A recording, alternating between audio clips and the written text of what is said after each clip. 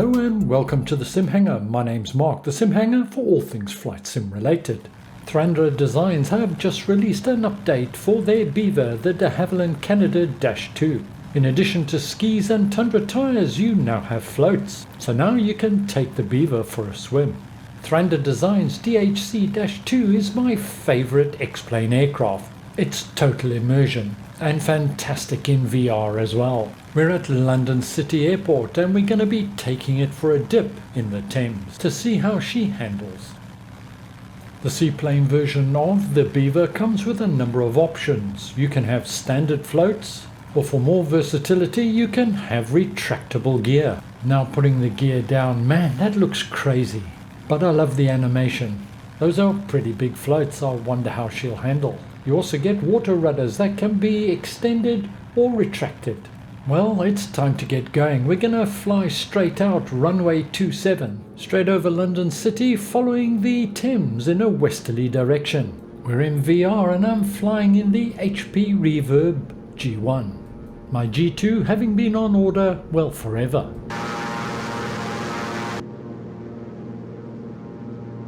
I've got plenty of runway, so taking off with no flaps. But even with the float, she's up in the air pretty quickly. Throttle is pushed all the way forward. Now let's retract the gear. Steering on the ground with these floats is no easy task. The front wheels are free spinning casters. That's the Excel Exhibition Centre, currently equipped as a hospital in these crazy times we live in, and we're heading towards the city centre and flying over the O2 Arena or the Dome. We're just going to snake our way along the Thames for a while and then attempt a landing, but I'm not going to be able to resist giving London Bridge a buzz. Oh, I didn't realise I've got my water rudders down already, perhaps anticipating an emergency landing.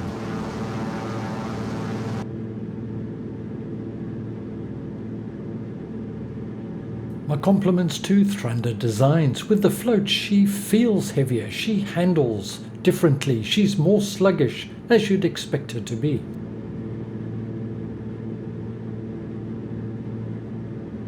I consider myself fairly rational and level-headed, but this aircraft has got me smitten. And for Xplane, it provides what I consider to be one of the best VR experiences yet. Ah, London Bridge coming up. Here we go.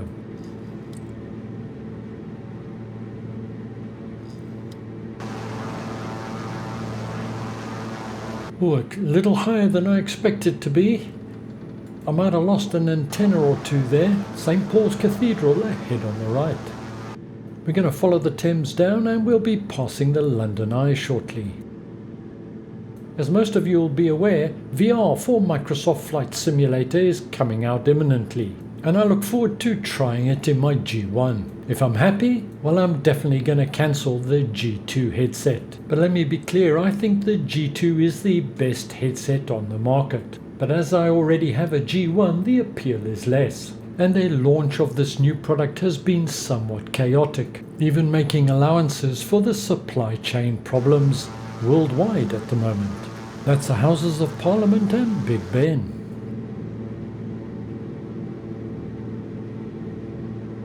The Beaver is handling beautifully, and despite the weight that she's dragging underneath, she's still fairly responsive. You've just got to give her a little bit more time in the turns. And that's the old Battersea power station ahead, I think, with the characteristic 4 chimneys. But I'm not a Londoner, so could be wrong.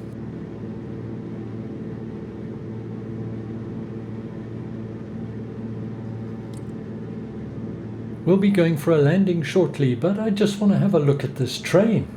If I can turn hard enough. I'm at full bank. I'm probably a little bit over. Come on, girl, get round. And there's the train. Okay, back over the Thames and let's try landing. You can hear the frame creaking, pushing her to the max. I gotta say, this is fun. This is what simming's all about. I'm now coming off the throttle and progressively adding in more and more flaps. I need to get my speed down, but that's the one thing with the Beaver, the speed drops quickly. Full flap coming in now. Oh, she's ballooning a little bit. Hold her down, keep the speed up.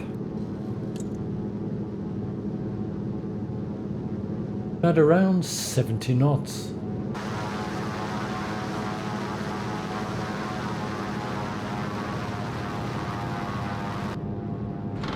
Oh, I think I should have pulled the nose up a little bit more. We're porpoising slightly. This is my first landing with the Beaver Seaplane.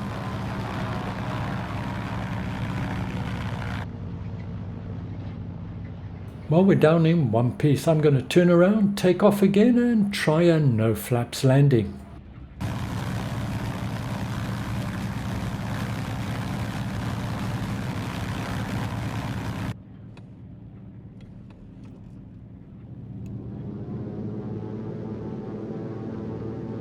Pulling my flaps to the takeoff position and keeping back pressure on the yoke so that I can get up on the plane and gain enough speed to get up in the air. 50 knots and up we go. Steering in the water with the water rudders was no problem. Actually a lot easier than it is on the ground. Retracting my flaps quickly to prevent a stall. Let's find a clear section and put down once again.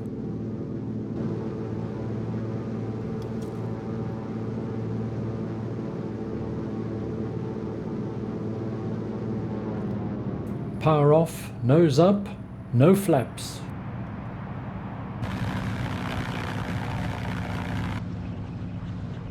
Well, that was certainly better, certainly smoother. Throttle fully back and just letting us slow down. The sounds on this aircraft are amazing.